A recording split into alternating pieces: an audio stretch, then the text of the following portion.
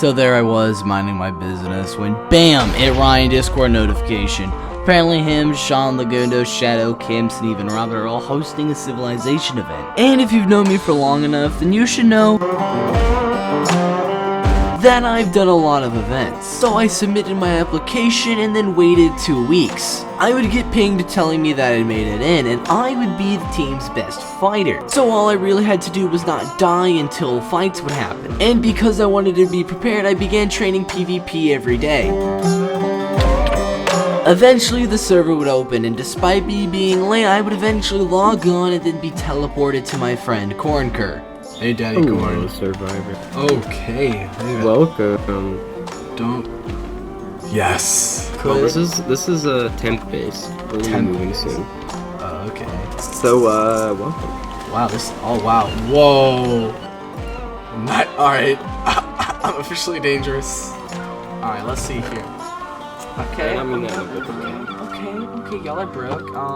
Alright, I have a job for you, Survivor. Wait. You have a job for me already? I just got here. Oh.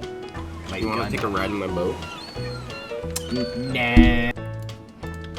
If you make us hit a whale and we die, and I die day one I'm here, it's not gonna be a good. That would be a good way to go. That would be a terrible way to go. Oh, there's one right there. It's so not laggy. We'll be fine. Corn. What is it? Mean looking roll. It's got like. Yeah, they all look like that. Go faster. I don't like it when it's getting close to me like that, bro. Is this your fishing spot, bro? Yeah, around here. Okay, fine. We can just sail right here. So far out into the ocean, guys. The furthest any sailor has ever gone. Eventually, me and Corn would get bored of fishing out in the middle of the ocean, so we decided to build our own little pirate cove. And it would turn out that this would be a great idea because seconds later, I would get some amazing catches. Oh, hold up. Corn, you won't believe this. I got a power 3 unbreaking bow. I have a power 3 and unbreaking 3 bow. Check that sucker out, bro. And a few moments later, I'd get another good catch. You can make them. How do I make them? Oh, another enchanted bow. Holy! And we would only fish for another hour or so until we would both call it a night. Apparently the next day, someone had died to a mob, and then moments later, I would head out to go and find Welcomin'. And just before that, I decided that I was going to create the almighty bow.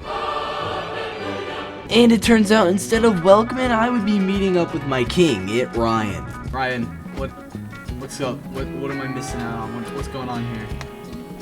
Oh, this is the base. And you use the deep slate? Yeah, for the most part. We don't have enough. Are you actually serious? We're not even gonna be close. My deal with Ryan was simple. I would mine all the deep slate he needed in exchange for stuff to make the strongest armor in the game. Alright, get over here. After getting all the blaze rods I needed, and then getting the iron that I needed, which I would then smelt to make steel, I would then create the Maximilian armor. And as promised, I would then mine deep slate for the next hour. And once that hour was up, I then went spelunking with a guy named Blinky, where we would mine tons of diamonds. And once we were satisfied with the amount of diamonds we had mined, we would have a total of about 70 diamonds, which we would then use to create diamond tools and diamond weapons. And then all of a sudden, we were met by a ghost named Corncur. Spore Blossom. What's up, my people? Huh? Wait, hold up. Why are you? How the heck? I'm a ghost, dude. And then Corncur would tell us the story on how he died. I've sailed the entire world, man. Apparently, Corncur took our one and only boat to travel around the world. Oh yeah, should I tell you about the Snow Kingdom first? What? And about 2 hours into his sailing trip, he would eventually find civilization where he would meet Legundo's team. They're pretty nice guys. The northern people were so impressed that they ended up rewarding Corncur with tons of food, and then right after they would even take him on a tour. But eventually Corncur would have to leave as he wanted to continue on his journey. And somehow eventually he would end up ditching the boat and just end up in the middle of this giant forest.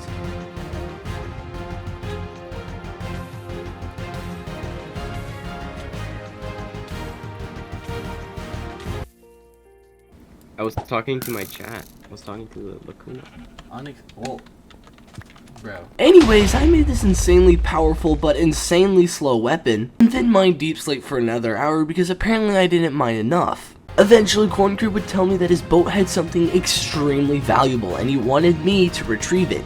And by watching his stream, I'd be able to tell which direction Corncrib would go in, where I'd end up rowing for a total of 3 hours, all while being harassed by a bunch of phantoms. And I gotta admit, the terrain looked pretty nice, and then eventually I would meet one of my new friends. Wolf, wolf, wolf. No. Yo. I will name you Corn. No, I'm not a corn enthusiast. I mean, maybe though. You like the name Corn? I wonder. Ryan's about to be so confused, like, Survivor, why do you have a dog? And I'll be like, And I gotta be honest, this dog would be the first dog to travel around the entire world. And the two of us would keep on rowing across the entire land, but eventually my armor would keep on getting chipped by the phantoms and I started running out of food. National peace will be the day everyone sleeps at once. Like, that is national peace. For now, this is definitely, oh shoot, bro. Eventually I would come across snow, which meant that I was getting close into the Northern Territory. I also would arrive during a thunderstorm, which was great because the conditions in the water were not safe at all. Eventually I would arrive into the Northern Kingdom, where I would come face to face with the king himself. Hello! Hello! Hey, buddy. Hello? Yeah. Hey! Legundo! Hello? Hello. I'm like, buddy guys. Hey, so one of my guys kind of died out like far away from here. I was sent to like go and like retrieve his boat. Did you happen to see a man that was literally made out of corn?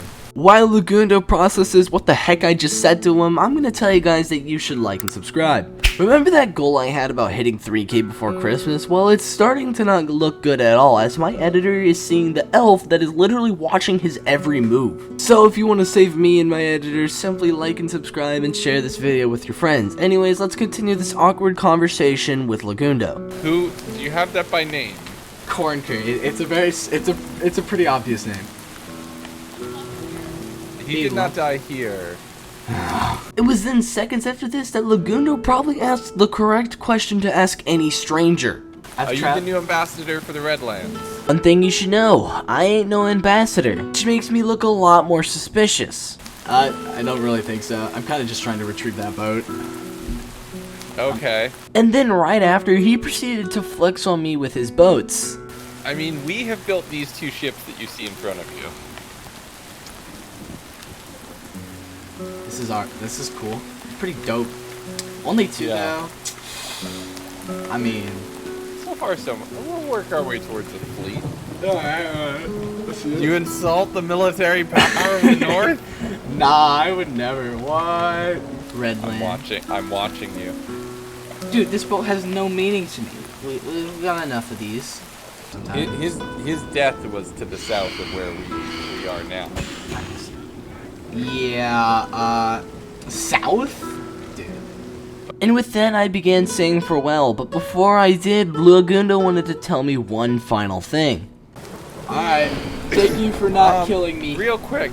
Oh. I mean, A, we couldn't even if we wanted to. True.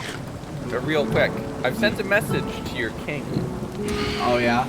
The next time you see him online, you could remind him that the Northern King awaits a response. That would be wonderful. Alright, I'll be sure to remind him.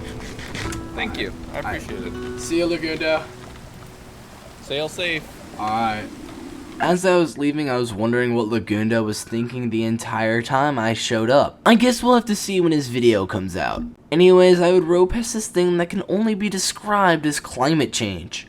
Okay, whoa, what the? Oh, whoa. There's a giant what? He had to have seen this, right? Corn, you better have seen this, bro. This is awesome. What? Why don't they have their kingdom up there? Dude. Just too big? Oh, God. And after following Corncrib's stream just a little bit more, I would actually find out that he ended up sinking his own ship. But eventually I would find the boat and retrieve the important item that was inside.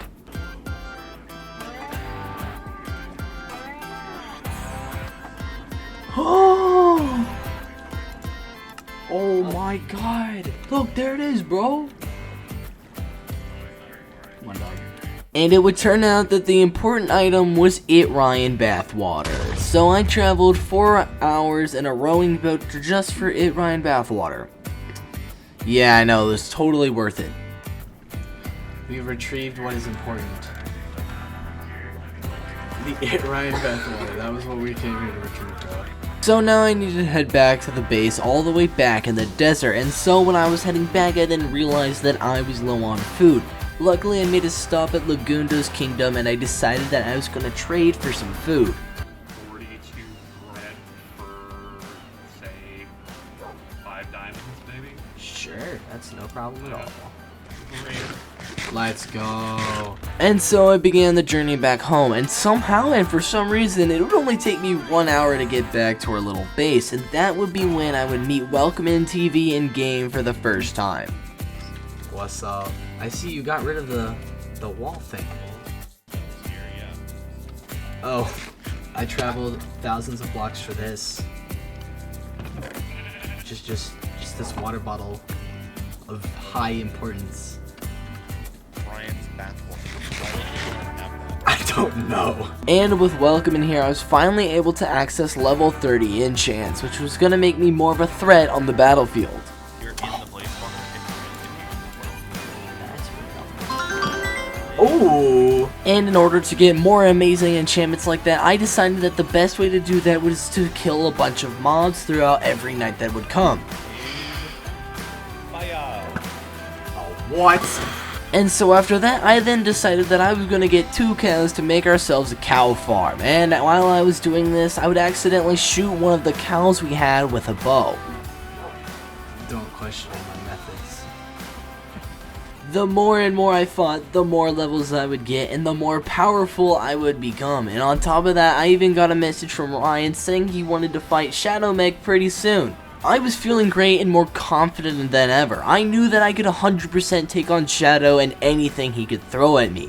On the next day, I still had the exact same mindset, killing mobs for XP and then fishing in the daytime for XP as well, and Welcome in was pretty shocked to see me up doing this. I wanted to fish. I was feeling great and I was extremely confident. I now had enough levels to get more and more enchantments and become more and more powerful, knowing I could 100% clear Shadow off of the face of this earth. And then I got greedy for levels, and so I decided that I was going to go back out into the middle of the field to kill tons of zombies and to get more levels and more enchantments, and then I was just going to be unstoppable.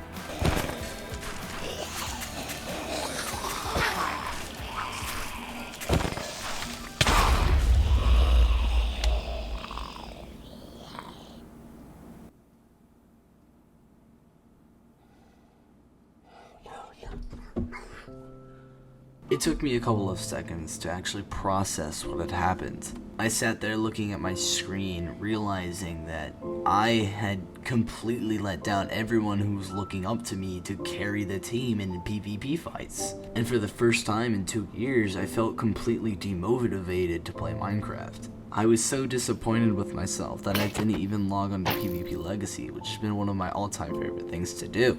I felt like such a failure because I was seconds away from surviving and yet I just couldn't do it. And as a small content creator, people will tell you that this event could have been it, your chance to make it on YouTube, and that now that you're dead, you completely failed. Many people will tell me that this was my one shot, my once in a lifetime opportunity, but the more I think about it, the more I realize that they're wrong. I have more of my life to live and a lot more years I want to do YouTube on this small little platform. And with that, I know there will be another chance for me to make it big.